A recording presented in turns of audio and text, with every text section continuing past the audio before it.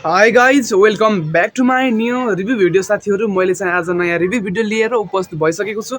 आज चाहिँ सहरिया बुहारी भाग 106को चाहिँ मैले रिभ्यू भन्दैछु होइन। अनि 6मा चाहिँ के भएको छ भन्ने कुरा चाहिँ मैले भन्न गइरहेको छु। अनि यो च्यानलमा चाहिँ मैले लगभग भयो होला होइन, धेरै समय भयो, लगभग 1 वर्ष चाहिँ हुन लाग्यो होइन। त्यो 1 वर्षदेखि चाहिँ मैले भिडियो हालेको छैन होइन। अनि मेरो दर्शकहरूले चाहिँ मलाई पक्कै पनि माया गरिदिनु हुनेछ, सपोर्ट गरिदिनु हुनेछ भन्ने चाहिँ मैले आशा लिएको छु र गरिदिनु हुनेछ भन्ने लागिरहेको छ होइन। अनि म चाहिँ अहिले नेपाल पनि आइसकेको छु है। म चाहिँ आजभन्दा 1 वर्ष अगाडि चाहिँ म इन्डियामा थिएँ, अनि म चाहिँ नेपाल आइसकेको छु साथीहरू है। त अब चाहिँ रिभ्यूतर्फ लागौँ साथीहरू है।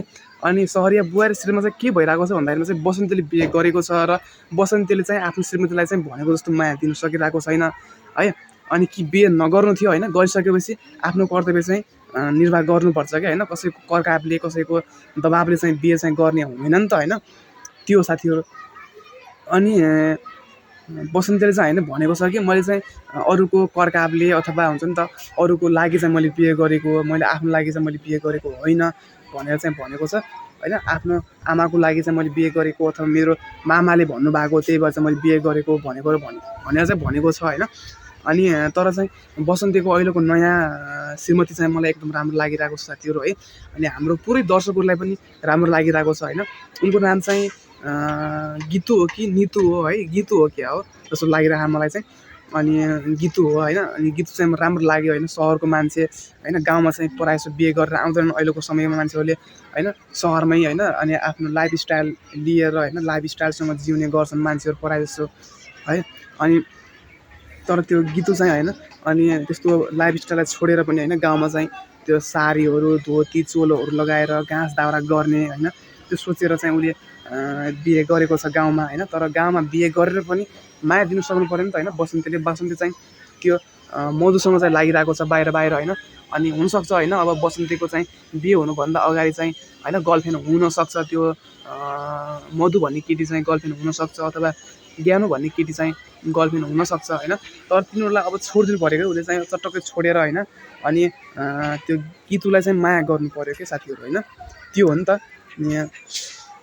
तर के गरिरहेको छ त भन्दाखेरिमा चाहिँ बसन्तीले चाहिँ होइन, अनि आफ्नै श्रीमतीको अगाडि चाहिँ होइन फोन आइरहेको हुन्छ, नयाँ श्रीमतीको अगाडि फोन आइरहेको हुन्छ। ऊ चाहिँ त्यहाँ साथीको फोन आओ भनेर भन्छ, अनि त्यस पछाडि बाहिर गएर कुराकानी गर्छ होइन। त्यस्तो गर्ने होइन नि त। उसलाई नयाँ श्रीमतीलाई कस्तो चोट पर्छ होला क्या होइन। अनि अब चाहिँ म नयाँ मान्छे हो होइन, अनि मेरो श्रीमानले मलाई माया गर्नुहुन्छ होला भन्ने उसले त्यो सोचेर चाहिँ उसले बिहे गरेको छ। उसले पनि होइन आफ्नो आमा बुवाको वचन फाल्न नसकेर होइन, अब गाउँको केटो हो सोझो होला होइन, अनि भन्ने हिसाबमा नै उसले बिहे गरेको होइन। राम्रो होला, जहाँ रक्सी खाँदैन होला, बाहिर कोही केटीसँग लाग्दैन होला भन्ने हिसाबमा नै उसले चाहिँ के गरेको भन्दाखेरि चाहिँ बिहे गरेको हो है।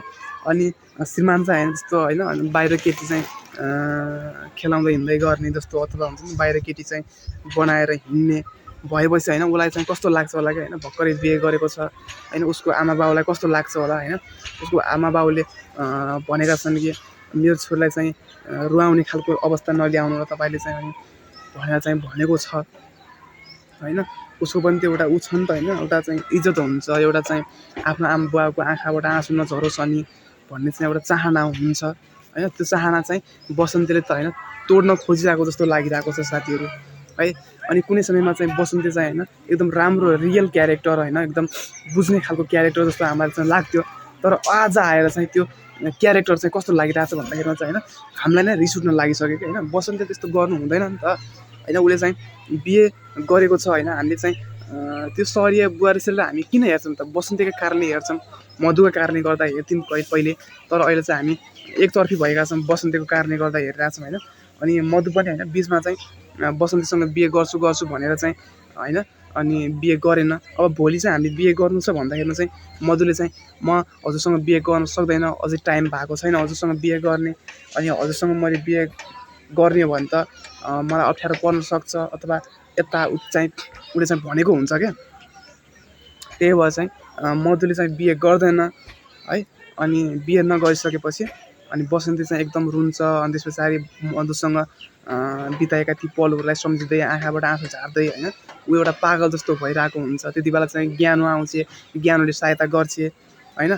त्यो चाहिँ ज्ञानु पनि राम्रो केटी थियो होइन। बसन्तीले चाहिँ ज्ञानुलाई बिहे गर्दा पनि फरक नपर्ने हो, तर चाहिँ अब उसले चाहिँ ज्ञानलाई चाहिँ अहिले साइड लगायो, साथी हो भनेर चाहिँ बिहे गरेन र चाहिँ साथीको नाता नै राखिरहेको छ होइन। अनि मधुलाई त उसले अब गर्लफ्रेन्ड हो, उसको त एकदम चोखो माया गरेको गर्लफ्रेन्ड हो होइन। कुनै समयमा चाहिँ मधुले चाहिँ बसन्ती चाहिँ झिङ्गामा बस्ने आची भनेर चाहिँ छोडेको मान्छे हो होइन। अहिले चाहिँ एकदम धेरै माया गर्छु अनि बसन्ती तपाईँसँग म फेरि पनि तपाईँसँग बिहे गर्न चाहन्छु अनि भनेर चाहिँ भनेको छ।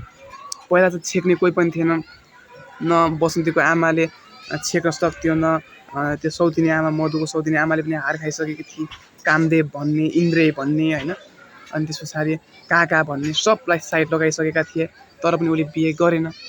तर अहिले चाहिँ अब एकचोटि धोका दिइसकेको मान्छेले अर्कोपल्ट पनि धोका दिन सक्छ भन्ने चाहिँ सकिन्छ क्या। त्यही भएर चाहिँ मधुसँग बिहे नगर्दा हुन्छ। अब चाहिँ उसले चाहिँ के गर्दा राम्रो हुन्छ त, उसले चाहिँ अब आफ्नो जीवनलाई चाहिँ राम्रोसँग चाहिँ जीवन बिताउनको लागि चाहिँ गीतु भन्ने केटी चाहिँ एकदम राम्रो छ, आफ्नो श्रीमतीलाई माया दिनुपर्छ है। त्यही भएर साथीहरू बसन्तीको जीवन चाहिँ अब सुखमय होस् भन्न चाहिँ हामी कामना गर्नुपर्छ र हामीले चाहिँ कमेन्टमा पनि त्यस्तै गर्नुपर्छ।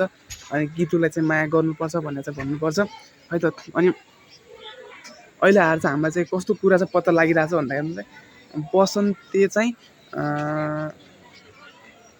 बसन्तीको आमा चाहिँ रियल आमा रहेनछ, साँच्चीकै आमा रहेनछ, ऊ चाहिँ सौतिनी आमा रहेछ भन्ने कुरा चाहिँ हामीलाई भर्खर सुन्नमा आइरहेको छ। त्यो चाहिँ शिशिरको आमा र बुवाले भनेका थिए।